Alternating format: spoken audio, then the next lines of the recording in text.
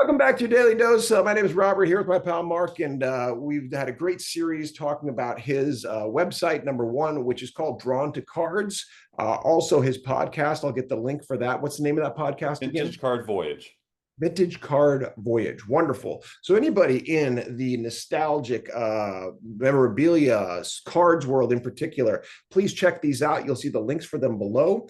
I wanted to ask you in particular about favorites when it comes to cards. What makes a card a good story, something that has personal value for you first, and then maybe we can extrapolate into why the market values them. I know rarity is obvious, but when Right. you look at a card, I'm guessing there's some kind of artistic enjoyment that you have in it. Definitely that. And also, honestly, like I love the history of baseball. That's something that as a kid, like I was, when most kids were reading comic books or whatever, I was reading books about history of baseball, right? And so that to me has always been something that's like just an allure for me, I think. And Mhm. so that's one definite draw for me. I mean, honestly, my favorite baseball card probably of all time is that 1980 Topps Rickey Henderson. Oh yeah. And as it happened, the funny thing was is like I had drawn it not necessarily for the newsletter. I was just kind of like drawing it just to see if I could do it. And then as it happens, like I think one of the first guy who I talked to happened to be this was his favorite, like what his grail or favorite card, whatever. And so I'm like, well, that was rather interesting that I could just do that and use it for that, for Well, that. I mean, and in retrospect, you picked a great one. I mean, Rickey in the history of baseball, he's a legend. I mean, that's Oh, the term that I mean, I'm using big time to, Dave Parker's recent passing, a legend right. also. Rickey was bigger than the game in a lot of ways. Now, you growing up in Hawaii, tell me about Rickey. What did you know? What did you feel? What did you hear? I mean, so yeah, he was just it's just a dynamic person, like personality wise, and also like him talking in like the third person about himself all the time, like that's Rickey knows what amazing. Rickey wants. Yeah.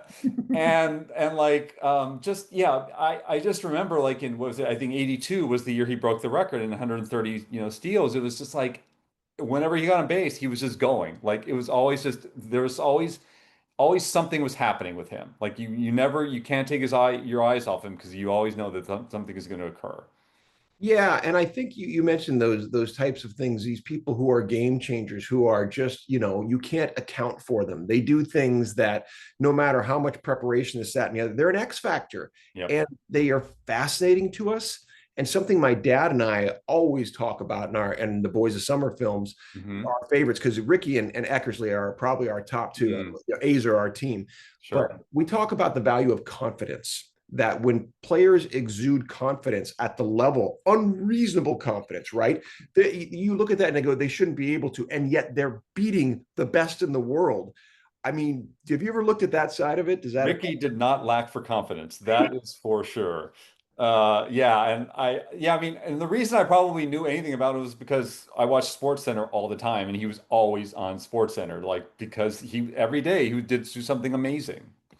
He's can't miss, absolutely. And I mean, when I look back at as I've been doing retrospective on Dave, it's the Hmm. same type of thing. I mean, people know the especially the Pittsburgh We Are Family teams and the All-Star games, the throws from right field out, throwing Yep. out Downing. I mean, and the legend stories. I don't know if you heard this one of him in the minor leagues hitting a home run onto a moving train that went several hundred miles, and that's the longest hit a home run in the history of the I had game. not heard that. It's I'll send you the link for it. It's great. So it's those types of things that even if they are more swagger than reality, we do love them. They challenge our imagination, right? If the world were only a literal place, wouldn't it kind of suck?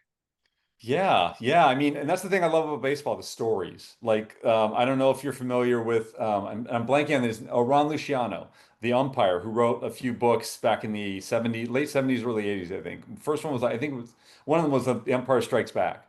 Oh wow. And he was an umpire for like, I think 15 or so years, but he told all these amazing, hilarious stories in these books. And it's just, yeah, for your audience that, if who love baseball, they're great reads.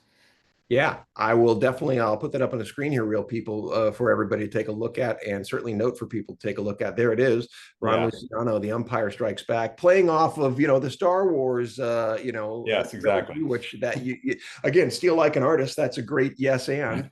Um, Marc, this has been just such an enjoyable conversation. I Yeah, really agreed. appreciate all of this. Oh, last thing here Yes, was of course. point out, we're doing our auction, and I Yes, know the auction. Yes, thank you for you were very kind to look at it for us, and you said you think the Rickey or the Ken Griffey Ken Griffey. is Yeah. fairly priced, which I appreciate it, and in the marketplace for people to understand. There it is.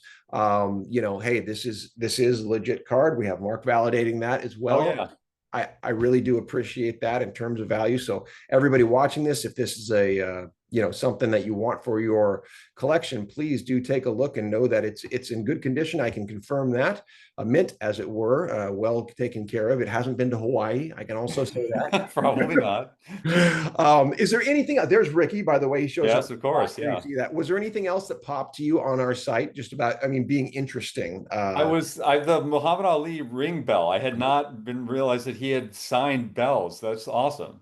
Isn't that something? And in Yeah, the Parkinson's community, it's him and Michael J. Fox are obviously sure. the top two guys in terms of legendary, bigger than life. And I've had the privilege of meeting his daughter, doing a little work, one of them with Rashida, Mm.